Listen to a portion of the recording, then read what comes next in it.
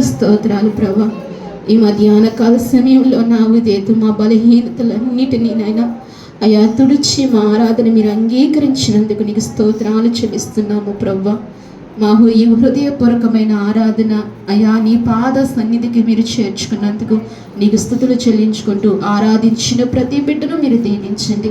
ఇంకనూ హృదయపూర్వకంగా ఇంకనూ విరిగి నలిగిన హృదయంతో నీ సన్నిధిలో ఆరాధించే కృప మా ఎల్లరికీ మీరు దయచేయమని మీ సన్నిధిలో ప్రార్థిస్తూ అయా మిగిలిన ఈ సమయం వరకు నీ ఆత్మతో మీరు నడిపించారు. మిగిలిన సమయం కూడా అయా ప్రభా నీ ఆత్మలో మీరు నడిపించుకుని నీ కృప దయచేయమని నేను అలాగే మా మధ్యనున్న బల్ల కొరకే ఇలా మా మధ్యకు నడిపిస్తున్నా మీ దాసుల కొరకే అయా దాసులు నిలబెట్టుకుని నాతో మా అందరితో కూడా మీరు మాట్లాడి నీ కృప దయచేయమని స్తుతించి ప్రార్థించి మా ప్రియరక్షకుడైన యేసుక్రీస్తు నామంలో అడిగి వేడుకుంటున్నాము తండ్రి.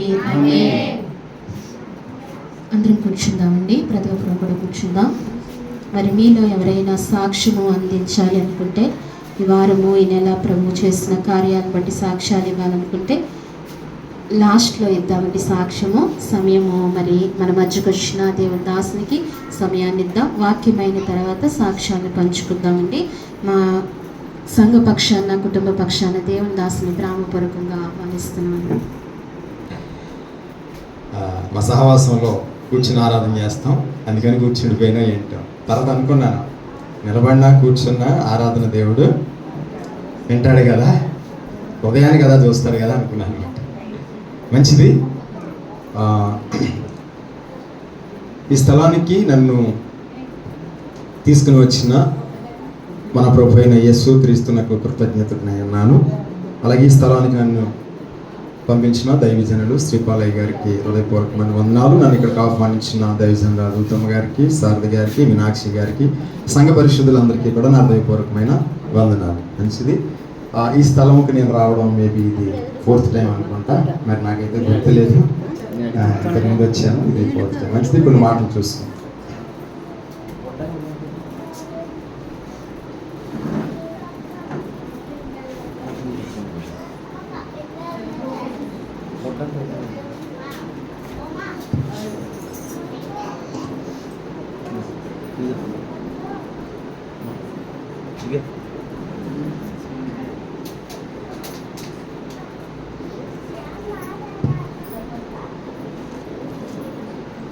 మంచిది. కొన్ని మాటలు జ్ఞాపకం చేసుకుందాం. బల్ల కొరకై మన మధ్య ఉంచబడిన యేసుక్రీస్తు వారి యొక్క పరిశుద్ధమైన శరీరానికి రక్తానికి వెళ్ళడానికి పూర్వము కొన్ని మాటలు మనం లేఖనాల్లో చూసుకుని ఆ తర్వాత బలలో ప్రవేశిద్దాం. ఉదయకాలం ఒక వాక్యం ప్రిపేర్ అయ్యాను, కానీ ఏ వాక్యాన్ని వివరించాలి అనేది నాకు కూడా అంత క్లారిటీ లేదు. ఎందుకంటే మరి దేవుడు ఇక్కడ సంఘానికి నాకు ఏ వాక్యం అవసరమో, సరే ఎందుకో ఈ సందర్భంలో మరి ఒక వాక్యం మీదకి దేవుడు ప్రేరేపిస్తున్నాడు. అక్కడికి వెళదాం. సిద్ధపరిచిన వాక్యం వేరు, దేవుడు ఇప్పుడు ప్రేరేపిస్తున్న వాక్యం వేరు. కీర్తన 33వ కీర్తన. ఇక్కడ నాకు ఆహ్వానం అందిన తర్వాత అక్కడ ఏ వాక్యం అందించాలి అని నేను రాత్రి నుంచి ప్రభువును ప్రార్థిస్తూ ఉదయకాలం కొంత సమయం ప్రభు దగ్గర గడుపుతూ వచ్చాను. కొంత సమయం గడిపినప్పుడు కొన్ని లేఖన ప్రత్యక్షతలు దేవుడు ఇస్తూ వచ్చాడు. కానీ మళ్ళీ అనుకున్నట్లుగా ముందున్న వాక్యానికి దేవుడు తీసుకువెళుతున్నాడు. చూద్దాం ఈ వాక్యము నాకు లేదా సంఘానికి ఎంతవరకు అవసరమో, ప్రభు ఉద్దేశం ఏంటో. కీర్తన 33:12 చదువుకుందామా? యెహోవా తమకు దేవుడు గాగల జనులు ధన్యులు. ఆయన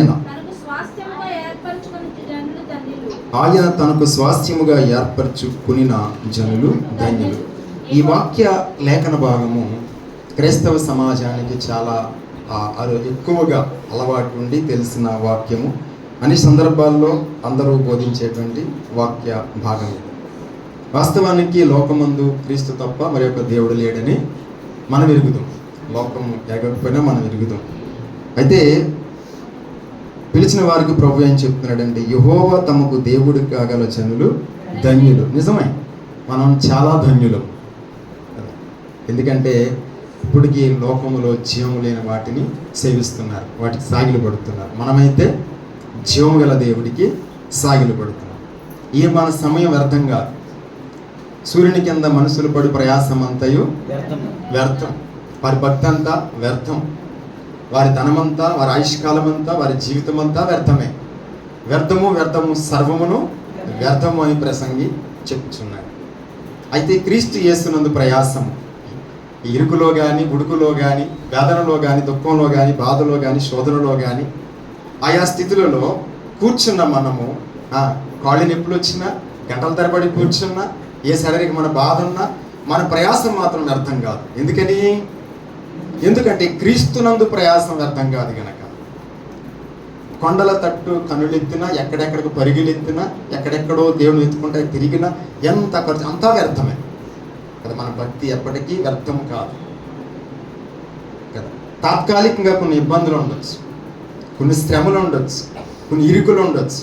మనకంటే వారే అన్ని విషయాల్లో బాగుండొచ్చు, మనం బాగోకపోవచ్చు. కానీ మన ఈ ప్రయాస వ్యర్థం కాదు. మన ఈ భక్తి, మన ప్రార్థన, మన ఆరాధన కదా. ఇలాగా లోకమంతా ఒకవైపు, మనం ఒకవైపు. ఇరుకు ద్వారమున ప్రవేశింప పోరాడుడి.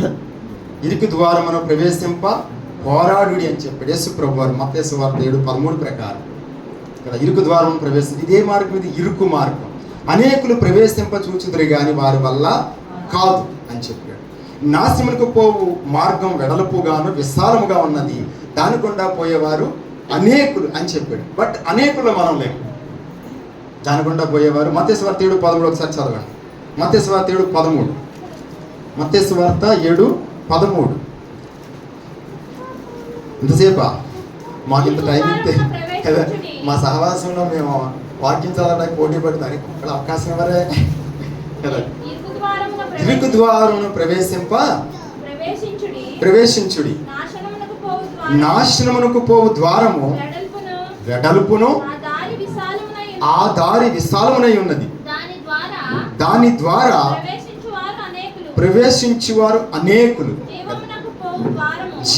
జీవమునకు పోవు ద్వారము ఇరుకును, ఆ దారి సంకుచితమునై ఉన్నది, అది దాన్ని కనుగొన వారి కొందరే. అందరూ ఎందుకు కనుగొంటారు కదా. భీమవరం 1,00,000 మంది ఉన్నారు, ఇక్కడ ఎంతమంది ఉన్నారు, అసలు ఈ కాలనీలో ఎంతమంది ఉన్నారు, ఇక్కడ ఎంతమంది ఉన్నారు కదా.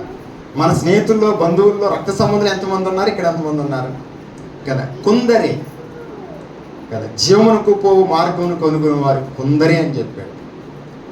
నాశనమునకు పోవు మార్గం ఎలా ఉందంట, విశాలముగా ఉంది, దానికుండా పోయేవారు అనేకులు అని చెప్తాడు.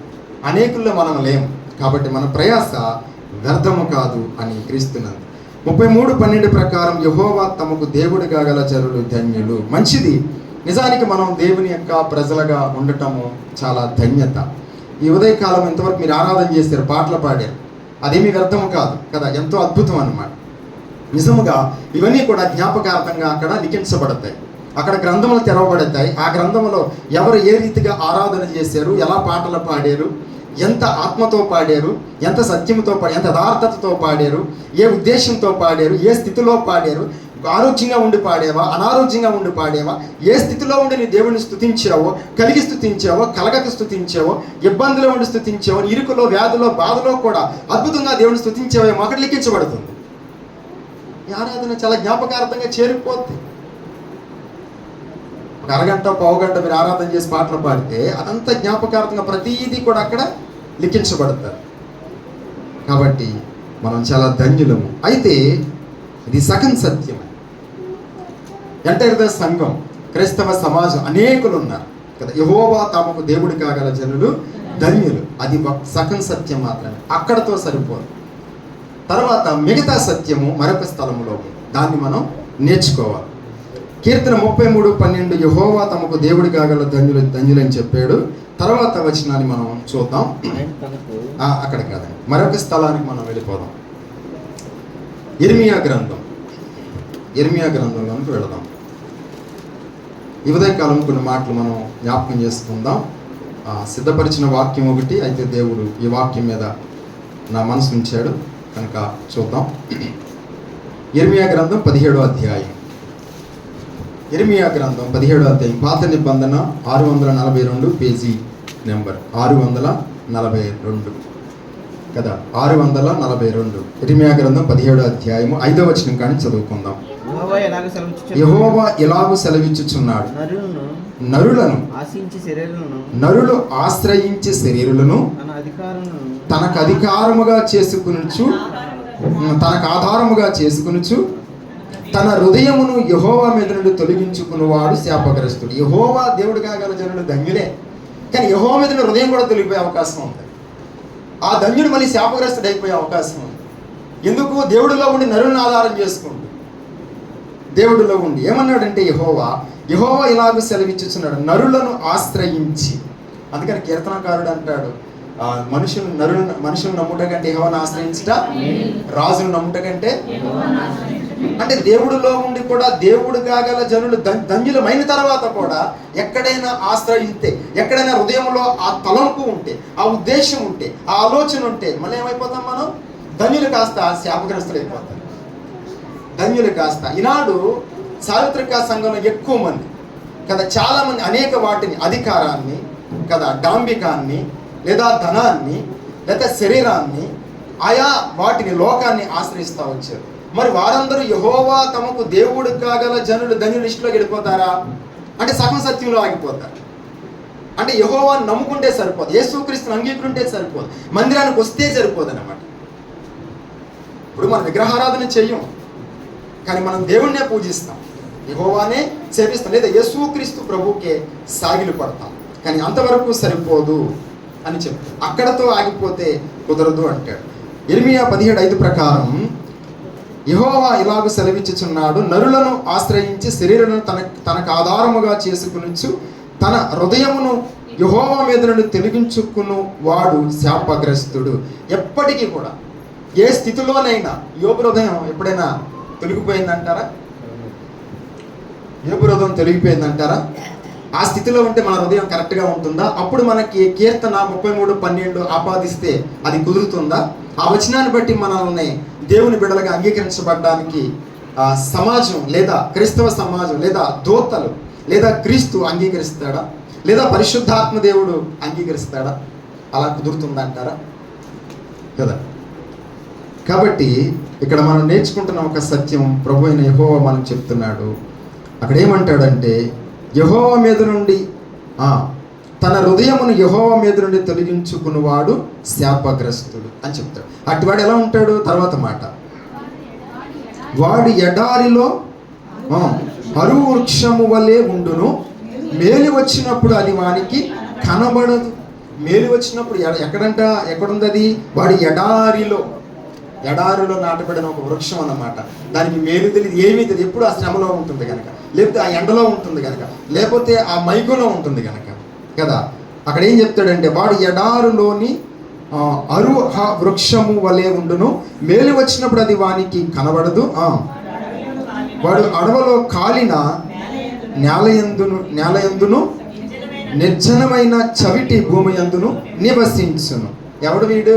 యెహోవా మీద తన హృదయాన్ని తొలగించుకునేవాడు. అంటే యెహోవాని నమ్ముకున్నాడు, యెహోవా తమకు దేవుడే కానీ హృదయం ఆయన దగ్గర లేదు. నీ హృదయం ఎక్కడుండునో, లేదా నీ ధనం ఎక్కడుండునో, నీ హృదయమును అక్కడ, నీ ధనం ఎక్కడుండునో నీ హృదయము అక్కడుండునని చెప్తాడు. అంటే యెహోవా మీద హృదయం తొలగిపోయే పరిస్థితులు ఎదురవుతాయి, కానీ యోబుకు మాత్రం తొలగిపోలా, ఎట్టి స్థితిలోనూ కూడా కదా. కాబట్టి తర్వాత మాట చదువుకుందాం. 7వ వచనం, ఇర్మియా 17:7, యెహోవాను నమ్ముకున్నవాడు ధన్యుడు. ఇందాక 33వ కీర్తన 12లో యెహోవా తమకు దేవుడు కాగల జనులు ధన్యులు అన్నాడు. అది సగం సత్యం, అది సరిపోదు. అలా ఆల్రెడీ దేవుడి దగ్గరికి వచ్చేసిన తర్వాత, యెహోవా అతనికి దేవుడైన తర్వాత మళ్ళీ ఇదెందుకు మరి అంటే వచ్చాడు కానీ నమ్మిక లేనివాడిగా ఉన్నాడు అన్నమాట.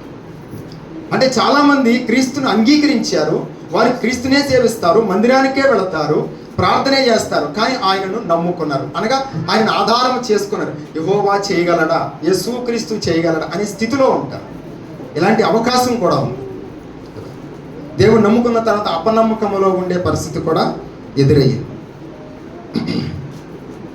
ఇర్మియా గ్రంథం 17వ అధ్యాయం 7వ వచనం మనం చదువుతున్నాం కదా. 7వ వచనంలో రాయబడింది, యెహోవాను నమ్ముకున్నవాడు ధన్యుడు. తర్వాత అది అంటే ఆయన దేవుడిగా ఉంటే సరిపోదు, నమ్ముకునేవాడు ధన్యుడు. కాబట్టి కీర్తన 33:12 సగం సత్యమే. ఈనాడు ఎంటర్ ద క్రైస్తవ సమాజం, సార్వత్రిక సంఘం అందరికీ ఆయనే దేవుడు. కానీ ఆయన మీద అందరూ పూర్తిగా ఆనుకున్నారా? సంఘాలను చూసినా, సేవకులను చూసినా, విశ్వాసులను చూసినా, క్రైస్తవ కుటుంబాలను చూసినా నమ్ముకున్నారు కానీ ఆయనను ఆశ్రయించలేదు అని అర్థమవుతుంది. లేదా వారికి ఆయన దేవుడిగా ఉన్నాడు కానీ వారు నమ్ముకునలేదు అని అర్థమవుతుంది. నమ్ముకోవడం వేరు, నమ్ముకోవడం వేరు. కీర్తన 115వ కీర్తన, కీర్తన 115వ కీర్తన. ఈ మాట చదువుతాం. కీర్తన 115:9. ఇశ్రాయేలులారా కదా, ఇదేంటి మరి? ఆల్రెడీ ఇశ్రాయేలు దేవుడని, అబ్రహాము దేవుడను, ఇస్సాకు దేవుడను, ఇశ్రాయేలు దేవుడను. మరి ఇశ్రాయేలు దేవుడికి మళ్ళీ ఇశ్రాయేలు నమ్ముకోమని చెప్తాడేంటి అంటే, వారికి దేవుడిగా ఉన్నాడు కానీ వారు ఏం చేశారు? ఆయన మీద నమ్మిక ఉంచలేదు. అరణ్య యాత్రలో నమ్మిక ఉంచలేదు కదా. ఆయన 10 అద్భుతాలు చేసి విడిపించినా ఆయన మీద నమ్మకం లేదు. దేవుడే కానీ నమ్మకం లేదు. మళ్ళీ పక్కకు తొలగిపోతా వచ్చారు. ఈనాడు కూడా అలాంటి స్థితి అవకాశం ఉంది కదా. దేవుళ్ళలోనే ఉంటారు కానీ ప్రార్థన చేస్తారు. మళ్ళీ వాళ్ళ అనేకమైన ప్రయత్నాలు. ఆయన ఏం చేస్తాడు ఈ స్థితిలో? ఆయన మాత్రం ఏం చేస్తాడు? ఆయన మాత్రం ఎక్కడ స్వస్థపరుస్తాడు కదా? ఆయన మాత్రం ఎక్కడ రక్షించగలుగుతాడు? ఈ విపరీతమైన తాగుబోతుని, తిరుగుబోతుని ఒక దుష్టుడు ఆయన మార్చుతాడా? అపనమ్మకంలోకి వెళ్ళిపోతాడు. ఇలాంటి అపనమ్మకము కూడా ఉండే అవకాశం ఉంది. అందుకని 115వ కీర్తన భక్త దావీదు కీర్తిస్తున్నాడు, ఇశ్రాయేలు వారులారా యెహోవాను నమ్ముకునుడి అన్నాడు. ఆల్రెడీ వారికి దేవుడిగానే ఉన్నాడు, మరలా చెప్తున్నాడు. కాబట్టి ఇర్మియా 17:7 ప్రకారం యెహోవాను నమ్ముకునేవాడు ధన్యుడని చెప్పాడు. యెహోవా తమకు దేవుడు కాగలిగిన వాడు ధన్యుడు కాదు, నమ్ముకునేవాడు ధన్యుడు. యేసుక్రీస్తుని నమ్ముకున్న, యేసుక్రీస్తుని అంగీకరించిన వాడు, లేదా బాప్తిసం తీసుకున్నవాడు, సంఘానికి వచ్చినవాడు, బైబిల్ పట్టుకుని తిరిగినవాడు కాదు, యేసుక్రీస్తుని నమ్మినవాడు ధన్యుడు. ఎప్పుడు అంతా పోయినా సరే, అగ్నిగుండంలోకి వెళ్ళినా సరే, సింహపు బోన్లోకి వెళ్ళినా సరే, సమాధిలోకి వెళ్ళినా సరే కదా, ఆయన నమ్మినవాడు ధన్యుడు. నమ్మాలి. నమ్మడం వేరు, ఆయన వారికి దేవుడిగా ఉండటం వేరు. రెండు రకాలు. ఆ రెండు ఒకటే కాదు. కీర్తన 33:12 సరిపోద్ది. ఇర్మియా 17:7 అవసరంలా కదా. ఇర్మియా 17:7 అవసరంలా. 115:9 అవసరంలా.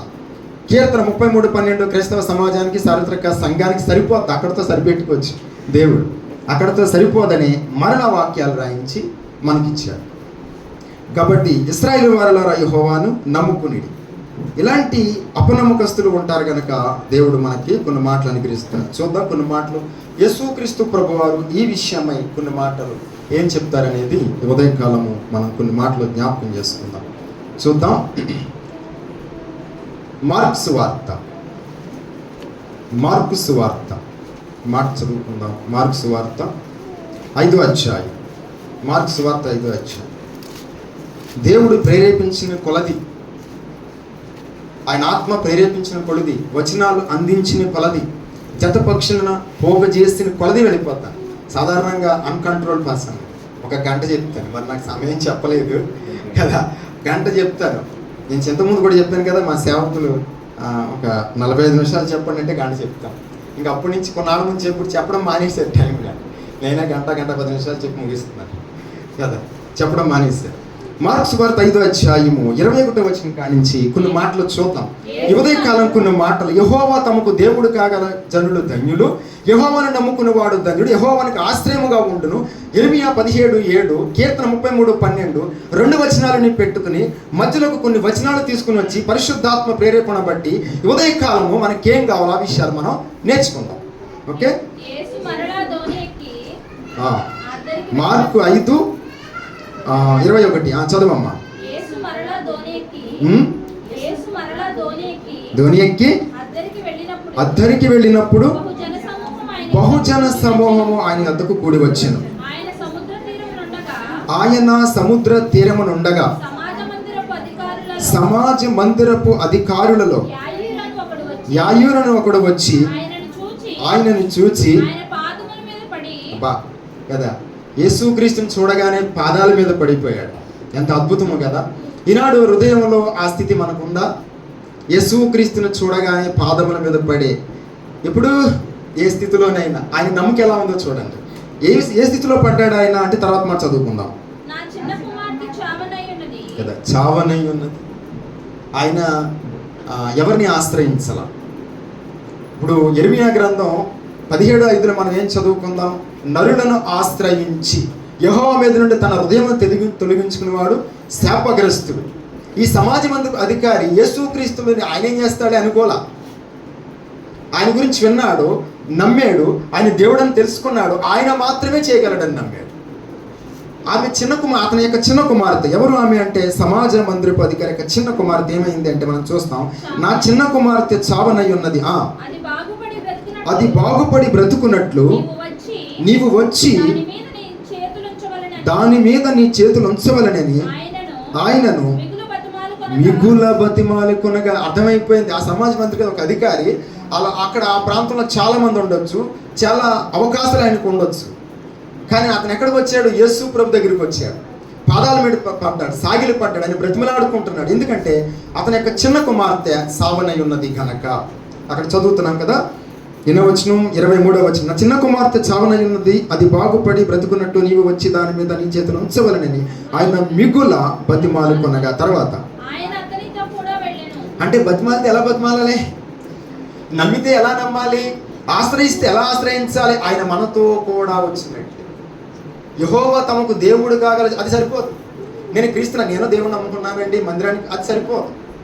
ఎలా నమ్ముకోవాలంటే ఆయనని నీ కూడా తీసుకువెళ్ళినట్లుగా. ఇప్పుడు యేసు ఎక్కడున్నాడు? సంఘములో ఇక్కడున్న యేసుని ఏం చేయాలి? ఇంటికి తీసుకువెళ్ళిపోవాలి. మందిరానికి వస్తే ఏం చేయాలి? ఇంటికి తీసుకువెళ్ళిపోవాలి. ఎప్పుడు? నీకు సమస్య ఉన్నప్పుడు, నీకు ఇబ్బంది ఉన్నప్పుడు, నీకు ఇరుకున్నప్పుడు, నీకు వ్యాధి ఉన్నప్పుడు, నీకు బాధ ఉన్నప్పుడు, నీకు కొరత ఉన్నప్పుడు, నీకు ఫైనాన్స్ ఇబ్బంది ఉన్నప్పుడు యేసుక్రీస్తును కూడా తీసుకుని వెళ్ళాలి. సమాజ బంధువులు ఆయన ఉట్టినే వెళ్ళిపోవాలా. దూరం నుంచి చూశాడు, పాదం మీద పడ్డాడు, మిగులు బ్రతిమలాడాడు. మనం బ్రతిమలాడామా? ఎంతసేపు బ్రతిమలాడాం? 10 నిమిషాలు బ్రతిమలాడామా? అరగంట బ్రతిమలాడామా? రాత్రంతా ఎప్పుడైనా బ్రతిమలాడామా? తెల్లవారులు యేసుని ఎప్పుడైనా నువ్వు నాతో కూడా రా, నువ్వు నన్ను ఆశీర్వదిస్తే కానీ నేను నిన్ను అన్నట్టుగా ఎప్పుడైనా బ్రతిమలాడామా? అలాగ బ్రతిమలాడినందుకు అతను ఏమైపోయాడు? అతను ఎవరు? యాకోబు. ఏమైపోయాడు? ఎంత ఆశీర్వాదంలోకి వెళ్ళిపోయాడు అంటే ఏం చేశాడు ఆయన? యెహోవాని నమ్ముకున్నవాడు ధన్యుడు, యెహోవానికి ఆశ్రయముగా ఉండును. యెహోవాని నమ్ముకున్నవాడు ధన్యుడు, యెహోవానికి ఆశ్రయం. ఆశ్రయం అంటే గోడ, ఎత్తైన కోటగా ఉంటాడు అన్నమాట. యెహోవా తమకు దేవుడు కాగల, అది సరిపోదు. యేసుగా నేను దేవుడు నమ్ముకున్నానండి, నేను సంఘానికి వెళ్తాను, నేను బైబిల్ నేను ప్రార్థన చేస్తాను, కానీ అన్ని పనులు చేస్తాను. ఆయన మాత్రం అది కాదు నమ్మిక అంటే. ఆయనను పట్టుకోవడం, ఆయనను బంధించటం. యేసుక్రీస్తును కూడా బంధించదు. యాకోబు దేవుణ్ణి బంధించేశాడు. తెల్లవారుతుంది కనుక నన్ను పోనీయమని. అప్పుడు ఏమన్నాడు? నా ఆశీర్వదిస్తే కానీ. దీన్ని ఏమంటారు? నమ్మిక. యెహోవాని నమ్ముకునేవాడు ధన్యుడు. అంటే ఏమని నమ్మాడంటే యాకోబు, ఈయన మాత్రమే నన్ను ఆశీర్వదించగలడు, ఈయన ద్వారానే నాకు అభివృద్ధి, ఈయనను బట్టి నేను బ్రతుకుతాను, ఈయనే దేవుడు కదా. ఆయన నమ్ముకుని తన పని తను చేసుకోలే కదా, దేవుడిని ఆశ్రయించి అతని పని అతను చేసుకోలే కదా. యాకోబు ఏం చేశాడంటే అలా చేశాడు. కాబట్టి ఇక్కడ సమాజ మందిరపు అధికారి ఏం చేస్తున్నాడు? 24వ వచనం, ఆయన అతనితో కూడా వెళ్ళాను కదా. ఎంత అద్భుతం అంటే తీసుకువెళ్ళాలి. ఇక్కడ ఏమర్థం అవుతుందంటే మనకి ప్రభువుని నమ్ముకున్నవాడు ప్రభువును కూడా తీసుకుని వెళ్ళాలి. క్రీస్తు యేసులోనికి బాప్తిస్మం పొందిన మీరందరూ క్రీస్తుని ధరించిన వారై ఉన్నారు. గలతీ 3:27 ప్రకారం క్రీస్తులోనికి బాప్తిస్మం పొందిన మీరందరూ క్రీస్తుని ధరించిన వారై ఉన్నారు. మరి ధరించామా? బాప్తిస్మం తీసుకున్నట్టే క్రీస్తుని ధరించిన వాడట గలతీ 3:27 ప్రకారం. మరి ధరించామా? ధరిస్తే ఆయన మనతో కూడా ఉంటాడు, మన పక్కనే నడుస్తాడు, మన కూడా ఉంటాడు, మనతో కూర్చుంటాడు. ఆరాధన చేస్తే మన ఆరాధన వింటాడు, మనం ఏడిస్తే మన కన్నీళ్ళు తుడుస్తాడు. ఏడిసినప్పుడు మన దగ్గర ఉంటాడా ఉండడా? ఉంటాడని ఎక్కడుంది లేఖనం? ఏడిస్తే ఉంటాడని లేఖనం ఎక్కడుంది? ఏడుస్తాడని ఎక్కడుంది? మనం ఏడిస్తే మనతో ఏడుస్తాడని ఎక్కడుంది? యెషయా గ్రంథం ఏడిస్తే మనతో కూడా ఏడుస్తాడట. మనం బాధపడితే ఆయన చూడలేడట. ఎవరు? ప్రభువైన దేవుడు. యెషయా గ్రంథం 63వ అధ్యాయం, యెషయా 63:9, యెషయా 63:9 లేదా 8. 9 యెషయా 63:9 చదవండి. వారి యావత్ బాధలో కదా, వారి యావత్ బాధలో. నీవు బాధపడుతున్నావా? నీ కుటుంబం బాధపడుతుందా? నీ భర్త విషయంలో, పిల్లల విషయంలో, నీ భార్య విషయంలో, సంఘం విషయంలో, సేవ విషయంలో, పని విషయంలో, ఏ విషయంలో నువ్వు బాధపడుతున్నావో, నువ్వు యెహోవాను నమ్ముకుంటే, యెహోవాను నమ్ముకుని వాడు ధన్యుడు, యెహోవానికి ఆశ్రయముగా ఉండును. అంటే కోటగా ఉంటాడు. కోట ఏం చేస్తుంది? ఆశ్రయముగా ఉంటాడు, తోడుగా ఉంటాడు. ఐగుప్తులో యోసేపుకి ఎవరు తోడై ఉన్నాడు? ఎవరు తోడై ఉన్నారు? దేవుడు తోడై ఉన్నాడు. జైల్లోకి వెళ్ళినప్పుడు ఎవరు తోడై ఉన్నారు? దేవుడు తోడై ఉన్నాడు. అంటే ఈ లెక్కన యోసేపుతో కలిసి బాధపడిన వ్యక్తి ఎవరు కదా? దేవుడు బాధపడ్డాడు. వారి యావత్ బాధలో. ఇలాంటి వారు దేవుని ప్రజలు, ఇలాంటి నమ్మిక, ఇలాంటి విశ్వాసము దేవుడు కోరుకుంటున్నాడు మన నుండి. మన ఇంటికి వెళ్ళి ఒంటరిగా బాధపడితే ఒక స్త్రీ, ఒక సహోదరి, ఒక సహోదరుడు, ఒక పెద్దవారు కానీ, చిన్నవారు కానీ, దైవజనురాలు కానీ, దైవజనుడు కానీ, సంఘమును గురించి కానీ, కుటుంబమును గురించి కానీ, శరీరమును గురించి కానీ, బాధను గురించి, బిడ్డల గురించి, వ్యక్తిని గురించి, ఏ సమస్య అయినాను కన్నీళ్లు కార్చి దేవా నీవే నా దిక్కని మనం బాధపడుతున్నప్పుడు ఆయన వచ్చి ఆ బాధపడిన ఏడవని అనే దేవుడు కాదు. ఈయన ఏడవని బాగా ఏడుస్తున్నావు అనుకునేవాడు కాదు. ఆనాడు ఇశ్రాయేలు ప్రజలు ఏం చేశారంటే, తడబాటు వచ్చినప్పుడు ఏలియా చెప్పాడు, వాడు ఎక్కడో పడుకున్నాడేమో, నిద్రపోతున్నాడేమో, కేకలు వేయుడి, పిలవుడి, మీరు కోసుకున్నారు, అరిచారు, ఏడ్చారు, కేకలు పెట్టారు, కానీ సమాధానం లేదు. మొదటి రాజుల 18వ అధ్యాయం ప్రకారం కదా, అక్కడ సమాధానం లేదు. ఏడ్చారంట, అరిచారంట, కేకలు పెట్టుకున్నారట. వాడెక్కడ, వాడు పడుకున్నాడేమో, ఒకసారి చూస్తారన్నమాట. మొదటి రాజుల గ్రంథం 18వ అధ్యాయం. మొదటి రాజులు 18వ అధ్యాయం. నేను చెప్పాను కదా, దేవుడు నాకు ఎలా ప్రేరేపిస్తే ఏ వచనాలు ఆ వచనాల ప్రకారం వెళ్ళిపోతాను. మొదటి రాజుల గ్రంథము, ఈ మాట మనం చదువుకుందాం, చూద్దామా? ఎన్నో వచనం అంటే 21వ వచనం. ఏలియా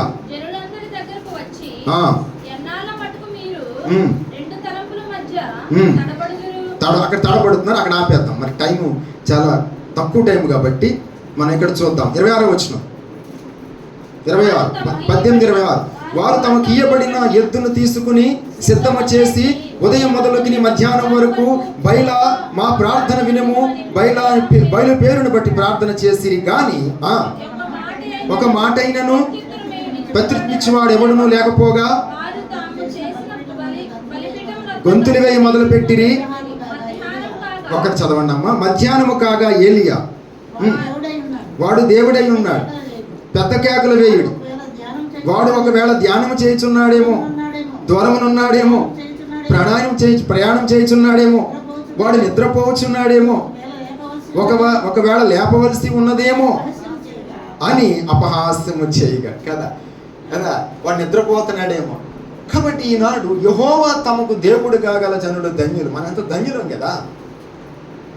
ఆయన మనకు దేవుడు, మనం ఆయన నమ్ముకోవాలి, ఆయన మనకు ఆశ్రయంగా ఉంటాడు. గదిలోకి వెళ్ళి కూర్చుని ఏడిస్తే ఇప్పుడు లోకం అంతా కూడా ఎటుపోతుంది.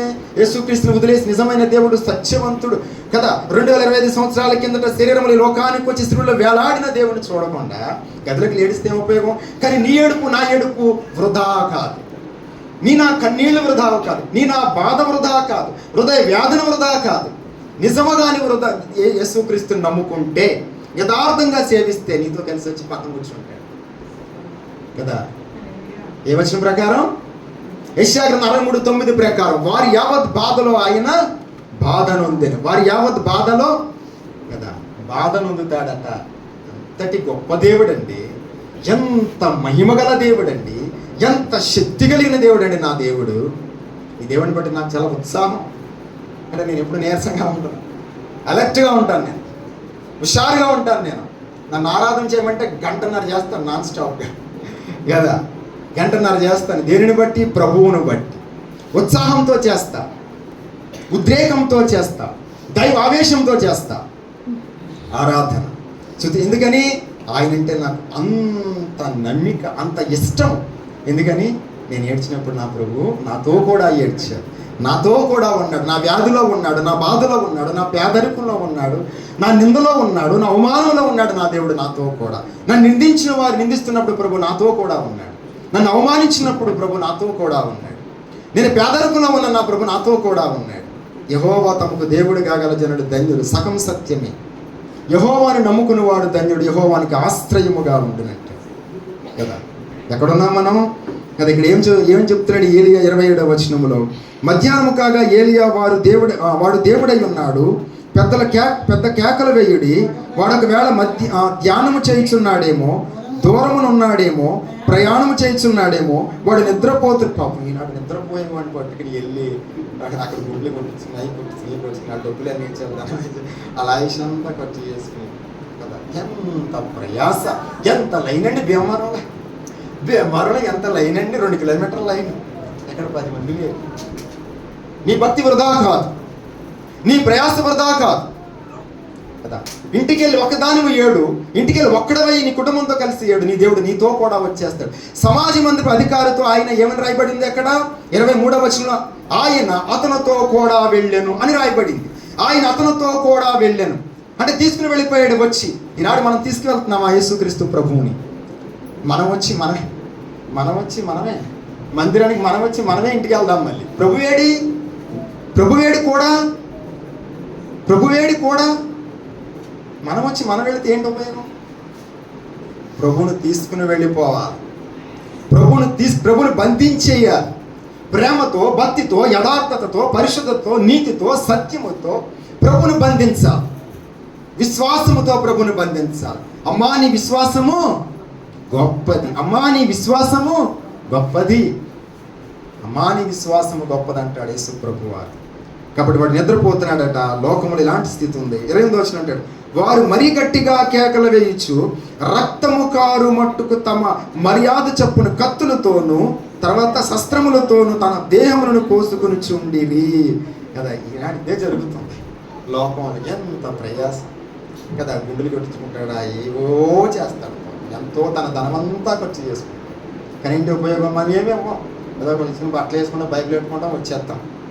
ఏమి ఉండదు మన దగ్గర. వీలైతే 10వ పరుకో కానికి వేస్తాం, లేకపోతే లేదు వస్తాం, వెళ్ళిపోతాం, ఏమి ఉండదు మనకి. ఎవరైనా సృష్టికర్త సర్వాధికారము కలిగిన పరలోకమందును భూమి యందు నాకు సర్వాధికారము ఇవ్వబడిందని చెప్పాడు. పరలోకమందును భూమి మీద నాకు సర్వాధికారం ఇవ్వబడిందని చెప్పాడు. మరణం మీద అధికారం కలిగిన దేవుడు. మనకుండే సమస్యలు ఒక సమస్యలా కదా, ఆయనకు ఒక లెక్క. రైట్, మనం ఎక్కడి నుంచి ఇక్కడికి వచ్చాం? మార్క్స్ వార్త నుంచి వచ్చాం. నన్ను మీరు కొంచెం గైడ్ చేస్తూ ఉన్నారు కదా, ఆవేశంలో ఎటో వెళ్ళిపోతాం. మార్క్స్ వార్త 5వ అధ్యాయం నుంచి ఇక్కడికి వచ్చాం. మార్క్స్ వార్త 5వ అధ్యాయం. అయిపోయి నా సమయం అయిపోతుంది ఏంటి? ఇంకా బోల్డ్ వాక్యం ఉంది, ఇంకా చాలా వచనాలు ఉన్నాయి. ఒకసారి వాక్యం చెప్పడానికి వెళ్ళాను. ఒక 100 మంది 150 మంది ఉంటారు. వాక్యం చెప్పాను మన సంఘానికి కాదు, వేరే సహవాసంతో తెలిసిన వాళ్ళు పిలిస్తే వెళ్ళాను. అక్కడ వచ్చిన సేవకులు అంటున్నారు, అరగంట వాక్యం చెప్పానంట, నాకు 20 నిమిషాలు టైం ఇచ్చారు, పావుగంట అరగంట చెప్పాను. అరగంటలో అయ్యగారు 70 రెఫరెన్స్లు చూపించారు అన్నాడు ఆయన. అరగంటలో 70 రెఫరెన్స్లు కదా. నా మనసు ఎప్పుడు వాక్యాన్ని జత చేసుకుంది. ఎందుకంటే వాక్యమే దేవుడు గనక దేవుడు లేకుండా నేనేమీ చెప్పలేను గనక, వాక్యమే దేవుడు గనక దేవుడు లేకుండా నేనేమీ చెప్పలేను గనక అనేకమైన వచనాలను తీసుకుని అల్లేస్తాను. ఒక చెట్టుకి చెప్పాను గతంలో వచ్చినప్పుడు పువ్వులు ఉంటాయి, వాటన్నిటికి వస్తే మాలగా గుచ్చాలి. బైబిల్ గ్రంథంలో ఆదికాండం ప్రకటనలో అనేక వచనాలు పట్టుకుని అన్నిటిని తీసుకుని రావాలి. యెహోవా యొక్క సారాంశము, యెహోవా యొక్క మనసు, స్వభావము, మంచితనము, గొప్పతనం అర్థమవుతుంది ఎక్కడ ఆ వచనాలని కలుపుకున్నప్పుడు ఎంత గొప్ప వాక్యం మనకి ఇచ్చాడు దేవుడు. దావీదు ఏమన్నాడు తెలుసా?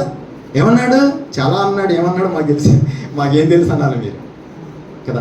సర్వ సంపదలు దొరికినట్లుగా నీ వాక్యం నాకు దొరికింది అన్నాడు కదా. వేల కొలిది వెండి బంగారం నాణెముల కంటే నీవు ఇచ్చిన ధర్మశాస్త్రం నాకు ఏమని చెప్పాడు? మేలని చెప్పాడు. 119వ కీర్తన 73వ వచనం ప్రకారం కదా, సకల సంపదలు దొరికినట్లుగా వేల కొలిది వెండి బంగారం నాణెముల కంటే, వేల కొలిది వెండి బంగారం నాణెములట. అయ్యే దావీదు, అందుకే ఆనాడు భక్తులు వీటి మీద మనసు పెట్టల కదా. మార్క్స్ వార్త 5వ అధ్యాయం మనం చదువుతున్నాం. అక్కడ ఎన్నో వచనం 24. ఆయన అతనితో కూడా వెళ్ళిన తర్వాత బహుజన సమూహం ఆయనను వెంబడించి ఆయన మీద పడుచుండ్రి. అక్కడికి సరిపోద్ది. మరలా అక్కడ రక్తస్రావం కలిగిన స్త్రీ ఉంటుంది, అది వేరే కాన్సెప్ట్ అక్కడ కదా. మీరు ఎక్కడ చదువుతారంటే మరలా 35వ వచనం కానించి మార్క్స్ వార్త 5 ఒకసారి ఆగమని నేను చిన్న వివరణ ఇస్తాను. మార్క్స్ వార్త 5:21, 22, 23, 24 వచనాలు మనం చదివాం. అక్కడ ఒక సంభాషణ మనం చూసాం. మళ్ళీ అక్కడి నుంచి మనం ఎక్కడికి వెళ్తున్నామంటే మార్క్స్ వార్త 5:35 కాడి నుంచి వెళ్తున్నాం. అక్కడ అసలు ఏం జరిగింది అనేది కొన్ని సంగతులు మనం చూద్దాం. 35. ఆయన ఇంకనూ మాట్లాడుచుండగా సమాజ మందిరపు అధికారి ఇంట నుండి కొందరు వచ్చి, నీ కుమార్తె చనిపోయినది కదా. ఎప్పుడు వెళ్ళాడు ఈయన? రోమంలో ఉండగా వెళ్ళాడు. ఈయన వెంటనే రాడు. ఎప్పుడు మీరు కంగారు పడకండి, వెంటనే రాడు. ఈయన దగ్గర రోమంలో ఉండి వెళ్ళిపోతే చనిపోయింది కదా. మన దగ్గర ఈ వేళటకం ఉందో తినడానికి పర్వాలేదు ప్రభు అని ప్రభు దగ్గరికి వెళ్తే ఆ ఉన్నది కూడా అయిపోతాడు, ఉండగా రాడు కదా. మందిరం కావాలంటే వెంటనే రాడు, ఎప్పుడుకో వస్తాడు. నిన్ను బాగా పరీక్షించి నీ ఓర్పును నీ సహనమును ఆయన కనిపెడతా ఉంటాడు. నీ ఓర్పును నీ సహనాన్ని కనపడతా ఉంటాడు, నీ విశ్వాసాన్ని కనపడతా ఉంటాడు. చాలా ఓర్పు కావాలి సుమి కదా. అయితే ఒకడు 30 దొంతులుగా 100 దొంతులుగా 60 దొంతులుగా 100 దొంతులుగా ఫలిస్తాడు. ఎలాగా? ఓపిక కలిగి ప్రభుని సేవించాలి, ప్రభు వాక్యం వినాలి, ప్రభుని వెంబడించాలి. ఓపిక కావాలి. ఆనాడు 70 మంది శిష్యులు వెంబడించారు. వాళ్ళకి ఓపిక లేక వెళ్ళిపోయారు. 12 మందే మిగిలారు కదా. ఓపిక కావాలి ఆయనను వెంబడించాలంటే. ఆయన నుంచి ఏమైనా పొందాలంటే ఓర్చుకోవాలి. హాస్పిటల్ దగ్గరను బ్యాంకుల దగ్గర లైన్లో బాగానే ఉంటాం కదా. రేషన్ షాప్ అక్కడెక్కడ అనగా ప్రభు దగ్గర లైన్లో ఉండలేము గమ్ముని. అవి ఇంతసేపు పట్టేస్తుంది కదా. ఎక్కడికి వెళ్ళినా లైన్. హాస్పిటల్కి వెళ్తే ఎంత లైన్ అండి? పొద్దున్న 9ంటికి వెళ్తే ఇంటికి వస్తారు 1:30 అయిపోద్ది రోగానికి. ఆయన దగ్గరికి వెళ్ళి చేతులు కట్టి నిలబడాలి, అయ్యా అనాలి, బతిమాలాలి కదా. ఈయన ఎంత గొప్ప దేవుడు. 35వ వచనం ప్రకారం చదువమ్మా. 35. ఆయన ఇంకనూ మాట్లాడుచుండగా సమాజ మందిరపు అధికారి ఇంట నుండి కొందరు వచ్చి, నీ కుమార్తె చనిపోయినది, నీ యొక్క బోధకుని ఎందుకు శ్రమ పెట్టుదువని అనిరి. తర్వాత యేసు వారు చెప్పిన మాట లక్ష్య పెట్టక భయపడకము నమ్మిక మాత్రం ఉంచమని సమాజ మందిరపు అధికారితో చెప్పి. నమ్మికుంచు, యెహోవా తమకు దేవుడు కాగల జనులు ధన్యులు. అది సరిపోదు, నమ్మికుంచు. యెహోవాని నమ్ముకుని వాడతాడు. ప్రభు ఎంత ప్రాధేయపడుతూ ఎంత అద్భుతంగా చెప్తున్నాడు. వారు చెప్పిన మాటలను లక్ష్య పెట్టక. ఈనాడు ఎవరు చెప్పిన మాటలు లక్ష్య పెట్టక, దేనిని లక్ష్య పెట్టక, ఏ వ్యక్తిని లక్ష్య పెట్టక, ఏ శ్రమను లక్ష్య పెట్టక, ఏ ఇబ్బందిని లక్ష్య పెట్టక, నీకు కలిగిన దేనిని బట్టి కూడా నువ్వు వాటిని లక్ష్య పెట్టక నమ్మిక మాత్రం ఎవరి మీద? యేసుక్రీస్తు మీద, సిలువనాథుడి మీద, రక్తము కార్చిన దేవుడి మీద, నీ కొరకు నా కొరకు లోకమునకు వచ్చిన దేవుడి మీద ఏముంచాలి మనం? నమ్మిక మాత్రం. ఆల్రెడీ చనిపోయింది, అక్కడ అంతా అయిపోయింది, కానీ నమ్మిక మాత్రం ఉంచమంటున్నాడు. ఈనాడు మనకు అదే చెప్తున్నాడు. రే బాబు, నీ స్థితి నాకు తెలుసు, నమ్మిక ఉంచు. నువ్వు ఏ స్థితిలో ఉన్నావో, నీకున్న కొలత, నీకు ఉన్న ఇబ్బందులు ఏంటో, ఇరుకులేంటో, బాధలేంటో, నీ రోగం ఏంటో, నీ పేదరికం ఏంటో, నీ స్థితి ఏంటో, నీ పరిచర్య ఏంటో అంతా నాకు తెలుసు. నమ్మిక మాత్రం ఉంచు. ఎంత అద్వితీయ దేవుడు అన్నమాట కదా. చెప్పాడు అక్కడ. ఎన్నో వచ్చిన అది 36. యేసు వారి చెప్పిన మాట లక్ష్య పెట్టక భయపడకుము, నమ్మిక మాత్రం ఉంచమని సమాజ మందిరపు అధికారితో చెప్పి. తర్వాత పేతురు, యాకోబు సహోదరుడు యోహాను అని వారిని తప్ప మరి ఎవరినైనాను తమ వెంబడి రానియక సమాజ మందిరపు అధికారి ఇంటికి వచ్చి వారు గొల్లుగా నుండి చాలా ఏడ్చుచు ప్రలాపించుచు నుండుట చూచి లోపలికి పోయి, మీరేలా అక్కడ మీరేలా గొల్లు చేసి ఏడ్చుచున్నారు? ఈ చిన్నది నిద్రించుచున్నదే గాని చనిపోలేదని వారితో చెప్పి. వాస్తవంగా చనిపోయిందా లేదా? చనిపోయింది. ప్రభు అన్నాడు చనిపోలేదు అని. వారి చెప్పిన మాటలు లక్ష్య పెట్టక నమ్మిక మాత్రము ఉంచు. అంటే మొదటిది అది నిద్రతో పోల్చారు. మొదట మరణమే కాదని దృష్టి. కాబట్టి ఈయన ఎవరంటే చనిపోయిన వారిని కూడా బ్రతికించే దేవుడు. నా యందు విశ్వాసం ఉంచేవాడు ఎన్నటికీ చనిపోడు కదా. నా యందు విశ్వాసం ఉంచిన వాడు చనిపోయినను తిరిగి బ్రతికి నా యందు విశ్వాసం ఉంచినవాడు ఎన్నటికీ చనిపోడట. ఆయన విశ్వాసం ఎన్నటికీ చనిపోడు కదా. కాబట్టి అంత అద్భుతంగా యేసు ప్రభు వారి యొక్క మాటలు ఉన్నాయో అక్కడ మనం చూస్తాం. ఇది ఎగిరిపోతుంది ఎక్కువగా కదా. సరే మళ్ళీ అందరూ ఉడికొచ్చేద్ది. ఉంచండి. తర్వాత అక్కడ మనం చదువుతాం. ఎన్ని వచ్చిన చదివామమ్మా? 38 చదివాం కదా. 40 చదవండి. అందుకు వారు ఆయన్ని అపహసించిరి కదా. ఆయనను అపహసించి, నాడు లోకము అనేకమైన అపహసిస్తూ ఉంటారు. యేసుక్రీస్తు అన్న, దేవుడు పిల్లలన్నా, దేవుడి ప్రజలన్నా అపహాస్యంతో ఉంటారు కదా. అలాంటి అపహాస్యం ఉండకూడదు. ఆయన నమ్మాలి. అందుకని యెహోవాను నమ్ముకునేవాడు ధన్యుడు అన్నాడు కదా. యెహోవా తమకు దేవుడు కాగలిగిన జనులు ధన్యులు కాదు, యెహోవాను నమ్ముకునేవాడు ధన్యుడు. ఇశ్రాయేలు వారులారా యెహోవాను నమ్ముకునుడి అని చెప్పాడు. ఆయన నమ్మాలి. ఎంతవరకు నమ్మాలి? మరణం వరకు నమ్మాలి కదా. జీవ కిరీటం ఇస్తాను, అంతము వరకు నమ్మాలి. అంతము వరకు నువ్వు నమ్మకంగా ఉండు, నేను వచ్చి నేను నీకు జీవ కిరీటం ఇస్తాను. అంతం వరకు నమ్మాలి, కడ వరకు నమ్మాలి. యోగు ఎంతవరకు నమ్మాడు? సర్వం తుడిచి మనం నమ్ముతాం అంతవరకు. మనం ఇంకేం దేవుడు రాబా అయిపోయింది వీటిని మొత్తం. నేను ఎప్పుడు ప్రార్థన చేశాను, ఎంత ప్రార్థన చేశాను, ఎన్ని కానుకలు ఇచ్చాను, ఎంతకాలం ఆయన సేవిస్తాను, ఏంటిది కదా. ఈనాడు ఆయన అలా విశ్వసించే వాళ్ళు ఉన్నారు, అలా వెంబడించే వాళ్ళు ఉన్నారు. సర్వము కోల్పోయి ఆయన వెంబడించేవాడు. అలాంటి వారిని కోరుకుంటున్నారు. కోల్పోయిన దాన్ని తిరిగి ఇవ్వటానికి ఆయన శక్తిమంతుడు. యోగు సర్వమును కోల్పోయాడు, మళ్ళీ తిరిగి సమస్తం ఇచ్చేసాడు. ఆ విధమైన విశ్వాసం, నమ్మిక మన మీద ఉండాలి. కాబట్టి అక్కడ మనం చూస్తాం. తర్వాత 41 ఆ చిన్నదాన్ని చేయి పట్టి తలి తాకుమి అని ఆమెతో చెప్పాను. ఆ మాటకు చిన్నదానా లెమ్మని నీతో చెప్పుచున్నానని అర్థం. వెంటనే ఆ చిన్నది లేచి నడవసాగాను అంటే కదా. సమాజ మందిరం ఏం చెప్పాడంటే, వారు చెప్పిన మాటలు లక్ష్య పెట్టక నమ్మిక మాత్రము ఉంచమన్నాడు. తర్వాత మనం చూస్తాం కొంతమందికి ఇక్కడ నమ్మకం ఉండదు. మార్క్స్ వార్త 9వ అధ్యాయం, ఈ మాట చదువుకుందాం. మార్క్స్ వార్త 9వ అధ్యాయము. ఇక్కడ ఒక మాట మనం చదువుదామా? 9:15 వచనం కానీ చదువుదాం, లేదా 14 కానీ చదవండి. వారి శిష్యుల వద్దకు వచ్చి వారి చుట్టూ బహుజనులు కూడి ఉండుటయు శాస్త్రులు వారితో తర్కించుటయు చూచిరి. వెంటనే జనసమూహమంతయు ఆయనను చూచి మిగుల విభ్రాంతి నొంది ఆయన యొద్దకు పరిగెత్తుకుని వచ్చి ఆయనకు వందనము చేసిరి. మీరు దేనిని గురించి వారితో తర్కించుచున్నారని వారిని అడుగగా, జనసమూహంలో ఒకడు, బోధకుడా, మోగదయ్యము పట్టిన నా కుమారుని యొద్దకు తీసుకుని వచ్చి తిని, అది ఎక్కడ వారిని పట్టునో అక్కడ వారిని పడద్రోయును. అప్పుడు వాడు నురుగు కార్చుకును, పండ్లు కొరుకును, మూర్ఛిలుచును, దానిని వెళ్ళగొట్టుడని నీ శిష్యులను అడిగితిని గాని అది వారి చేత కాలేదని ఆయనతో చెప్పెను. ఇక్కడ ఈ వ్యక్తి తన యొక్క కుమారుని దెయ్యం పట్టి శిష్యుల దగ్గరికి తీసుకొచ్చాడు, కానీ వారి వల్ల అది కాలేదు. ఈ సంభాషణ అంతా మనకు తెలుసు. అయితే ఇక్కడ ఒక మాట కావాలి, తర్వాత మాట చదవండి. ఎన్నో వచనం? 19.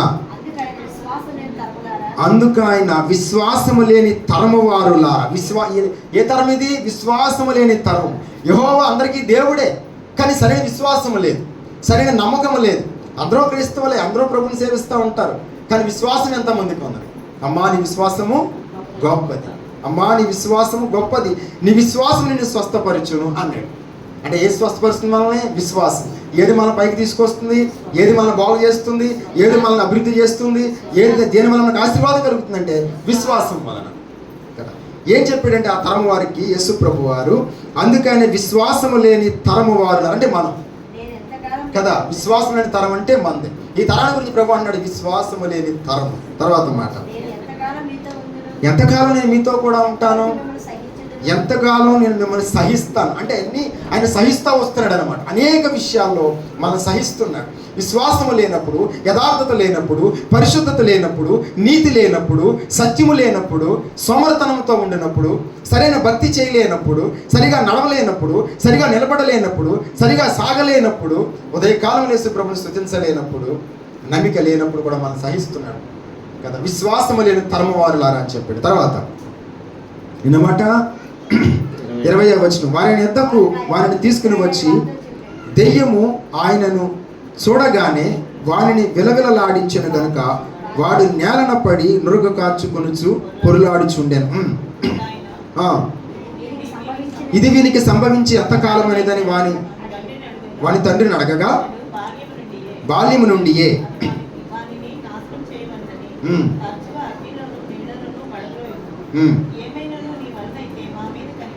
ఎప్పుడైతే శిష్యులు చేయలేకపోయారో ఏమైనా నీ వలనైతే అండి, ఇతనికి ఏం లేదు, ప్రభు మీద నమ్మకం లేదు. ఎప్పుడైతే మనం అవిశ్వాసంతో ఉంటామో, మనం కరెక్ట్గా ఉండమో, ప్రభుని మనం సరిగా విశ్వసించమో, మనల్ని బట్టి అనేకులు ప్రభుని నమ్మలేరు అనమాట. మనల్ని బట్టి ప్రభుని అనేక మంది నమ్మలేరు. ఎప్పుడైతే మనం క్రీస్తుని నమ్ముకుని కూడా అనేకమైన రుగ్మతులతో ఉంటాం, వాస్తవానికి ప్రభు నమ్ముకున్నారు ఎలా ఉండాలి? సంతోషంతో ఉండాలి. పౌలు ఏమన్నాడంటే, ప్రభునందు ఆనందించుడి, మరలా చెప్పుదును ఎల్లప్పుడూ ప్రభునందు ఆనందించుడి. అంటే ఏ స్థితిలోనైనా ఆనందించాలన్నమాట. కాబట్టి ఎప్పుడైతే ఆ విశ్వాసం నమ్మికలో మనం ఆనందించలేము, కాబట్టి మనల్ని బట్టి అనేక మంది నమ్మలేరు. సో ప్రభుని నమ్మలేకపోతున్నాడు. ఏమైనా నీ వలనైతే అంటున్నాడు. ఏమైనా నీ వలనైతే. ఎప్పుడైతే శిష్యులు ఆయన వెంబడించే శిష్యులు చేయలేకపోయారో, ఏమైనా మరి మనం ప్రార్థన చేయమని ఏం చెప్తారు ఇక కదా? మీరు ప్రార్థన చేయండి, మీరు ప్రార్థన చేస్తే మాకు మేలు జరుగుతుందని ఇంకేం చెప్తారు? అవిశ్వాసం ఉండాలి. అక్కడ ఏమన్నారంటే వారు, ఎన్నో వచనం అంటే 23, ఏమైనాను నీ వలనైతే మా మీద కనికరపడి మాకు సహాయము చేయు. నీ వలనైతే అన్నారు కాబట్టి ప్రభు ఏమన్నాడు అక్కడ అంటే, అతనికి నీ వలనైతే అంటే ప్రభుని నమ్మట్లేదు. యెహోవాను నమ్ముకుని వాడు ధన్యుడు. ఆయన నమ్మాలి. వారి చెప్పిన మాట లక్ష్య పెట్టక నమ్మిక మాత్రం ఉంచు అన్నాడు సమాజ మందిరపు అధికారులతో యేసుక్రీస్తు ప్రభువు. గ్రంథంతో ఏమంటున్నాడు అంటే, తర్వాత మాట చూడండి. అందుకు యేసు, నమ్ముట నీ వలనైతే అంటే నమ్మకం లేని చోట ఏమీ చేయలేడు. ఆయన దగ్గరికి వచ్చినా సరే నమ్మకం లేకపోతే ఏమీ చేయలేడు అనమాట ఆయన.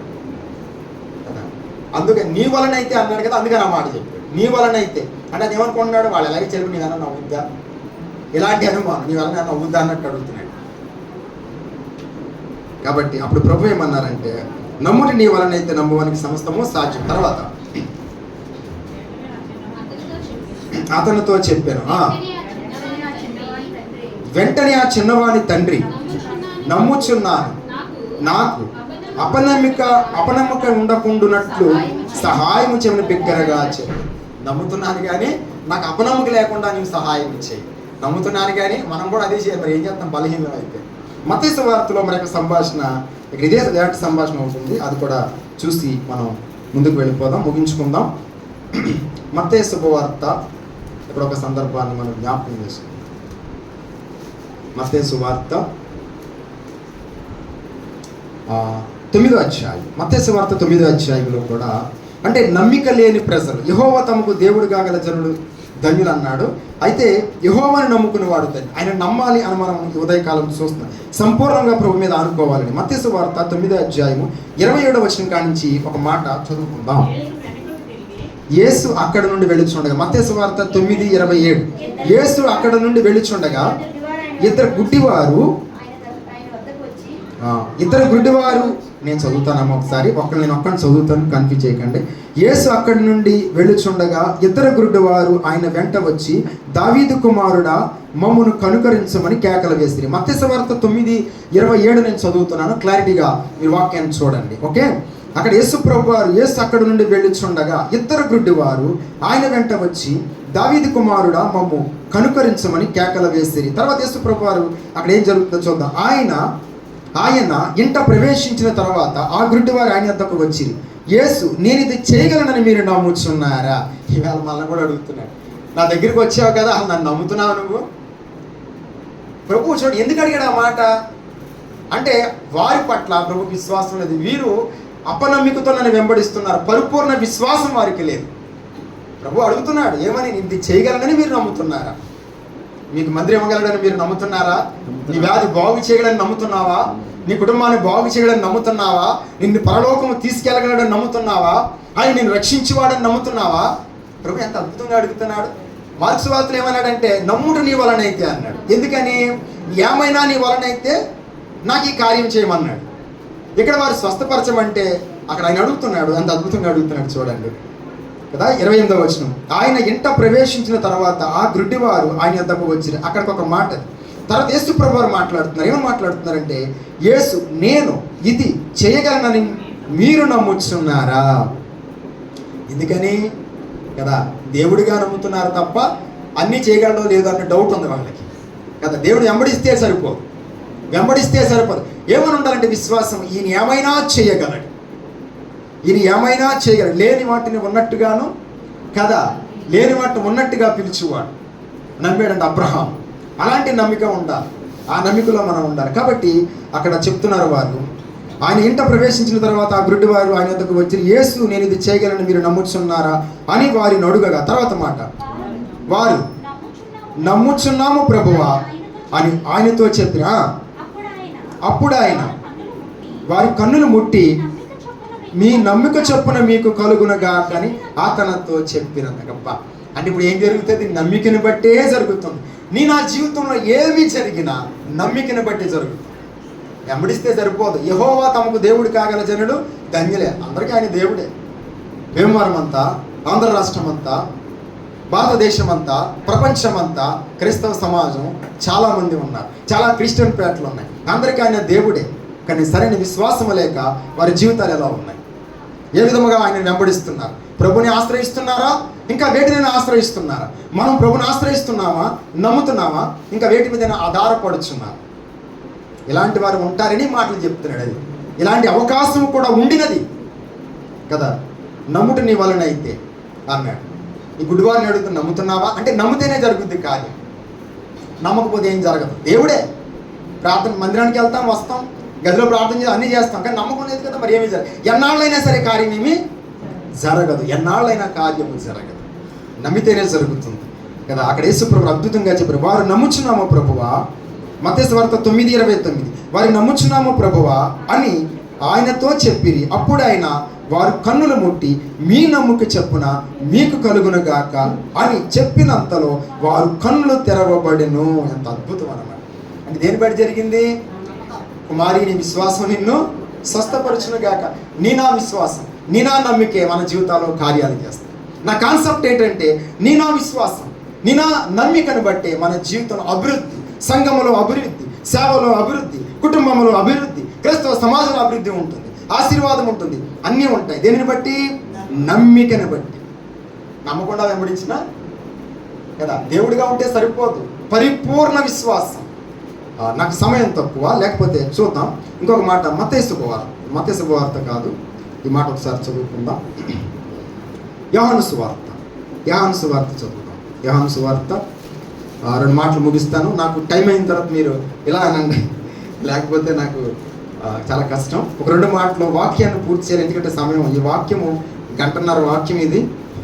1.5 గంట అయితే కనుక మీరు ఈసారి ఇది మా అత్తకి రాకండి, మేము అయ్యగారికి ఫోన్ చేసి ఇంకొకరిని పంపమంటాం. 1.5 గంట మీకు చెప్పలేండి, దాన్నే 2 భాగాలు చెప్తాను. యోహాను సువార్త 11వ అధ్యాయం. యోహాను సువార్త 11వ అధ్యాయం. ఈ మాట మనం చదువుకుందాం. యోహాను సువార్త 11వ అధ్యాయము 40వ వచనం చదువుకుందాం. యోహాను సువార్త 11:40. అందుకు యేసు, నీవు నమ్మిన ఎడల దేవుని మహిమను చూతువని నేను నీతో చెప్పలేదా అని ఎవరితో అన్నాడు?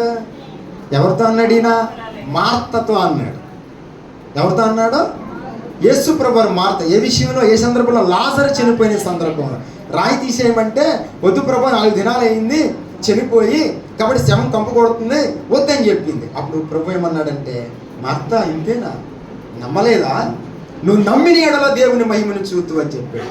నమ్మిన ఎడల మన కాన్సెప్ట్ అంతా దేని మీద నడుస్తుంది? నమ్మిక మీద నడుస్తుంది. యెహోవా తమకు దేవుడు కాగల జనులు ధన్యులు. అది సగం సత్యమే. యెహోవాను నమ్ముకుని వాడు ధన్యుడు, యెహోవానికి ఆశ్రయముగా ఉండును. యెరెమీయా 17:7-8 వచనాల ప్రకారం కదా. యెహోవాను నమ్ముకుని వాడు ధన్యుడు. బాగా స్పీడ్గా చెప్తున్నాను, మీకు ఇలా చెప్తే మామూలుగా మీనాక్షి గారి లాగా చాలా జాగ్రత్తగా, కూలిగా, మెల్లగా, లేదా ఒకసారి ఆవిడ వాక్యం చూసి నేర్చుకోవాలి మరి కదా. నాకేంటంటే ఆవేశం ఎక్కువ. మీ ఆవేశాన్ని మీ ఇంటి దగ్గర పెట్టారండి మీరు, అదర్ మీ ఆవేశాన్ని కదా. అక్కడ ఏమని చెప్పాడంటే 40వ వచనం ప్రకారం, అందుకు యేసు, నువ్వు నమ్మిన ఎడల దేవుని మహిమను చూతువని నేను నీతో చెప్పలేదా అని ఆమెతో చెప్పాడు. ఎవరితో చెప్పాడంటే మార్తతో చెప్పాడు. మార్త నమ్మలేదు. లేకపోతే రాయి తీయొద్దని ఎందుకంటుంది? ప్రభు చెప్పగానే రాయి తీసేయండి అని చెప్పాలి. ఆమెకి ఆయన దేవుడే, కానీ నమ్మలేదు. మరియ మార్తలకి యేసుక్రీస్తు దేవుడే. అంతకుముందు ఇంట్లో కూర్చున్నారు, మాటలు విన్నారు. మార్త ఏమో పనులు చేసుకుంది, మరియ ఆయన పాదాల దగ్గర కూర్చుంది. ఆయన దేవుడే, ఆయన బోధకుడే, ఆయన క్రీస్తే, అన్నీ ఆయనే. కానీ నమ్మిక ఏది? ఏం కావాలి ఇక్కడ కదా? రాయి తీయొద్దు ప్రభువా, వాసన కొడుతుంది, కుళ్ళిపోయింది శవం వద్దంటుంది. అప్పుడు అంటున్నాడు, మా తాను నమ్మిని ఎడల. గుడివారితో అంటున్నాడు, నేను ఇది చేయగలనని మీరు నమ్ముచున్నారా అని అడిగాడు. ఇలాంటి వారు చాలామంది సమాజంలో, సంఘంలో, మనలో ఉంటారు. అందుకనే ప్రభు మాట్లాడుతున్నాడు కదా. ఎందుకని నమ్ముతున్నాడు? ఆయన మీద పరిపూర్ణమైన విశ్వాసం ఉంచాలని ప్రభు కోరుకున్నాడు, పరిపూర్ణమైన నమ్మిక ఉంచాలని కోరుకున్నాడు కదా. కాబట్టి అక్కడ చెప్పాడు, మార్త నమ్మిన ఎడల దేవుని మహిమను చూచెదం. అక్కడ ఏం చేస్తాడంటే యేసు ప్రభు వారు, అక్కడ కూడా లాజరు రోగంతో ఉన్నాడు. రోగంతో ఉన్నప్పుడు కౌరు వచ్చింది, ఈయన ఎప్పుడు వెళ్ళాడు? చనిపోయి సమాధి చేయబడ్డా కదా. చూడండి, దీన్ని బట్టి నీకు నాకేం అర్థం కావాలి? నేను ఎప్పుడు వస్తాడా కదా, అంతా అయిపోవాలి కదా. షడ్రక్ మేషక్ అబేద్నెగో దగ్గరికి ఎప్పుడు వచ్చాడు? అగ్నిగుణంలో వెళ్ళిపోయాక వచ్చాడు. దానియేలు దగ్గరికి ఎప్పుడు వచ్చాడు? లోపలికి వెళ్ళిపోయాక వచ్చాడు. లాజరు దగ్గరికి ఎప్పుడు వచ్చాడు? చనిపోయిన తర్వాత వచ్చి సమాధిలో పెట్టి శవం కుళ్ళిపోయాక వచ్చాడు. సమాజం అందరి యొక్క కుమార్ దగ్గరికి ఎప్పుడు వచ్చాడు? ఆమె రోగంతో ఉంది, చనిపోయాక వచ్చాడు. అంటే నేను ఎప్పుడు వస్తాడు? అంతా అయిపోవాలి, ఇంకేం లేవు అనుకుంటారా? మనం చూసి అనుకున్నా అయిపోయింది పని, ప్రభు తిరిగాడు, అయిపోయింది. ఇంకా అందరం అప్పుడు అనుకుంటాం నిజమే కావాలా, ఏదో ఎన్నాళ్ళు చేసిన ఇందాక అతను ఏమనుకున్నాడు? సమాజ మంత్రి అధికారి ఇంటి నుండి వచ్చి, నీ కుమార్తె చనిపోయినది, ఇక నువ్వెందుకు బోధకుని శ్రమ పెట్టుదు అని చెప్పారు. అప్పుడు ప్రభు ఏం చెప్పాడు? వారి మాటను లక్ష్య పెట్టక అని చెప్పాడు. మార్కు సువార్త 5:35 ప్రకారం ఏం చెప్పాడు? వారు మాటలను లక్ష్య పెట్టక. అంటే ఇప్పుడు మనం ఎవరి మాటలు, ఇప్పుడు మనం ఎవరి మాట లక్ష్య పెట్టకూడదు? ఎవరి మాట కాదు, సాతాను మాట లక్ష్య పెట్టకూడదు, సాతాను ప్రేరేపణ లక్ష్య పెట్టకూడదు, సాతాను ప్రభావాన్ని లక్ష్య పెట్టకూడదు.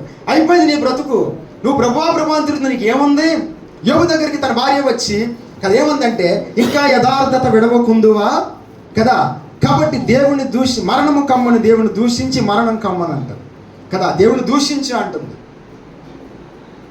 సాతాను అలా వస్తాడు మన దగ్గరికి. ఏంటి రోజు ప్రార్థన చేస్తున్నావు కదా, మందిరానికి వెళ్తున్నావు కదా, ఏంటి వాళ్ళకి ఏముందో చెప్పు, అసలు నీ పేదరికం పోయిందా, నీ అప్పు తీరిందా, నీ బాధ పోయిందా, ఇలా మన దగ్గరికి వస్తాడు. అప్పుడు మనం ఏం చేయాలి? మార్కు సువార్త 5:36 ప్రకారం వారు చెప్పిన మాటలు లక్ష్య పెట్టక నమ్మిక మాత్రము కదా. వాడు చెప్పిన మాటలు లక్ష్య పెట్టకూడదు. వాడు ఎలా వస్తాడు మన దగ్గరికి? యోబు దగ్గరికి ఎలా వెళ్ళాడు? తన భార్యను వాడుకున్నాడు కదా. అవ దగ్గరికి ఎలా వెళ్ళాడు? సర్పాన్ని వాడుకున్నాడు. ఇలా ఎలా వస్తాడు మన దగ్గరికి? మన స్నేహితులు, బంధువులు, ఇంటివారు ఎవరో ఒకరిని వాడుకుని మన దగ్గరికి వచ్చేస్తాడు అనమాట. ఎవరో ఒకరిని వాడు. అప్పుడు మనం ఏం చేయాలి? అతని మాట లక్ష్య పెట్టక నమ్మిక మాత్రం ఉంచాలి. నమ్మిక ఉంటే కార్యాలు జరుగుతాయి. ముగించిన రైట్. ఒక్కొక్క మాట చూసి ముగించమని నాకు ఒక మాట చూసి ముగిస్తాను. నేను అన్కంట్రోల్డ్ పర్సన్ కాబట్టి నన్ను పిలిస్తే కనుక సమయాన్ని మీరు కొంచెం గుర్తుపెట్టుకోండి, లేదంటే నేను రాకూడదని ప్రార్థన చేయండి. యిర్మీయా గ్రంథం 17వ అధ్యాయం. ఎందుకంటే నాకు రాకూడదని ప్రార్థన, ఎక్కడికి ఇదే చెప్తాను, నేను రాకూడదని ప్రార్థన చేయండి కదా. యిర్మీయా గ్రంథం 17వ అధ్యాయం 7వ వచనం చదువుకుందాం. యెహోవాను నమ్ముకుని వాడు ధన్యుడు, యెహోవానికి ఆశ్రయముగా ఉండును. తర్వాత మాట, ఎప్పుడైతే నమ్ముకుంటాడో యెహోవా తమకు దేవుడు కాగల జనులు ధన్యులు, సగం సత్యమే. యెహోవాను నమ్ముకుని వాడు ధన్యుడు. తర్వాత వానికి ఏం జరుగుతుందో మనం చూస్తాం. 8వ వచనం ప్రకారము వాడు జలముల యొద్ద నాటబడిన చెట్టు వలె నుండును. ఎవరో నమ్ముకున్నవాడు, దేవుడు కాగలిగిన వాడు కాదు కదా. క్రీస్తుని అంగీకరించి బైబిల్ పెట్టుకుని తిరిగితే సరిపోదు, మందిరాలకు వెళితే సరిపోదు. పరిపూర్ణమైన విశ్వాసం క్రీస్తునందు కనపరచాలి.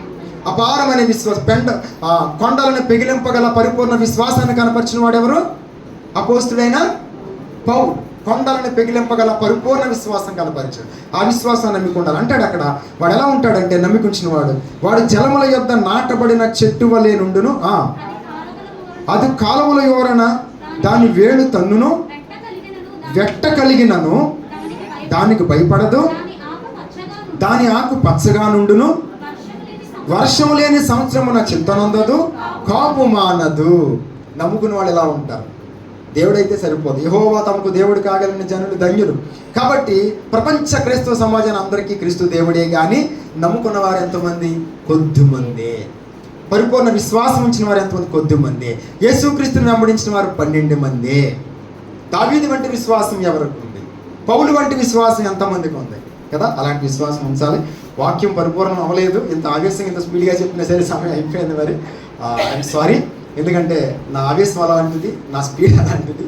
కాబట్టి మంచిది, మనం ముగించుకుంటున్నాం. ఆ బలలోనికి మనం వెళదాం, ఆ కార్యాన్ని త్వరగా ముగించుకున్నాం.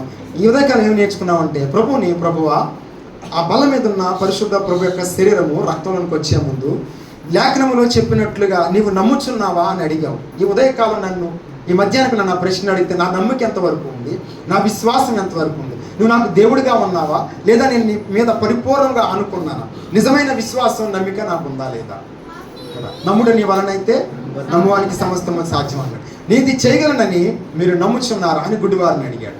తర్వాత మార్తా, నువ్వు నమ్మిన ఎడల దేవుని మహిమను చూతు అని చెప్పాడు. యెహోవాను నమ్ముకున్నవాడు ధన్యుడు, యెహోవానికి ఆశ్రయముగా ఉన్నవాడు. ఎలా ఉంటాడు చూసాం 8-9 వచనాలు. జలముల యొద్ద నాటబడిన చెట్టు వలె ఉంటాడు. వర్షం లేని కాలంలో అసలు చింతనొందడంటే కోపమా అందడు, అంటే పచ్చగా ఉంటాడు. ఇంకా చాలా వాక్యం ఉంది, కానీ నేను ముగిస్తున్న బలరానికి వెళ్ళిపోదాం. అందరూ నాకు ఈ సమయాన్ని ఇచ్చిన అందరికీ వందనాలు తెలియజేస్తున్నాను. మరి సమయం కొంచెం ఎక్కువైతే కనుక మన్నించండి. మేము ఎలా కొంచెం ఎక్కువ టైం తీసుకుంటాడో మాకు అలవాటు అయిపోయింది, కానీ మన్నించమని కోరుతూ వందనాలు. చక్కటి వర్తమానం వింటూ వచ్చాము, మన ఆత్మలో బలపడుతూ వచ్చాము. ఇంతటి చక్కటి వర్తమానం ఇచ్చిన అన్నగారికి ప్రభు పేరట కుటుంబ పక్షాన, సంఘ పక్షాన ప్రత్యేకమైన వందనాలు తెలియజేస్తున్నామండి. రాకూడదని ఎప్పుడు ప్రార్థన చేయం. ఇలాంటి దైవజనులు రావడం మాకు ఎంతో ఆశ్చర్యకరము, దీవెనకరము.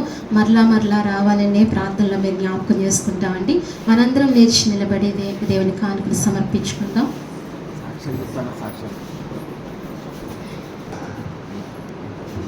సాక్ష్యాన్ని బట్టి ఒకసారి దేవాది దేవునికి కృతజ్ఞతాస్తుతులు చెల్లిద్దామండి. ప్రభు చేసిన మేలు మహోపకారాలు బట్టి ఆయనకు మాత్రమే మనం కృతజ్ఞతలు చెప్పాలి. దుర్గ గారు, అల్లుడి గారి గురించి మీరు అనుదిన ప్రార్థనలో జ్ఞాపకం చేసుకోండి. మరి సావిత్రానికి ఇంట్లో చేసిన గొప్ప కార్యాన్ని బట్టి దేవునికి మహిమ. రాఖీ కొరకు మీరు ప్రార్థనలో జ్ఞాపకం పెట్టుకోండి. కుమారుడు వెళ్ళి ఒంటరిగా వెళ్ళి జాబ్ చేయాలి కాబట్టి దేవుడు తోడుగా ఉండేటట్లుగా, అలాగే మిగిలిన బిడ్డలకు కూడా మంచి జాబులు వచ్చినట్లుగా మీరు ప్రార్థనలో జ్ఞాపకం చేసుకోండి. గంగారి గురించి కూడా, వారి కుటుంబం కొరకు కూడా మీరు ప్రార్థనలో జ్ఞాపకం చేసుకుని సాక్ష్యాలన్నిటిని బట్టి దేవునికి స్తుతి మహిమ కలుగును గాక. అందరం మోకరిందామండి, చివరి ప్రార్థన చేసుకుందాం.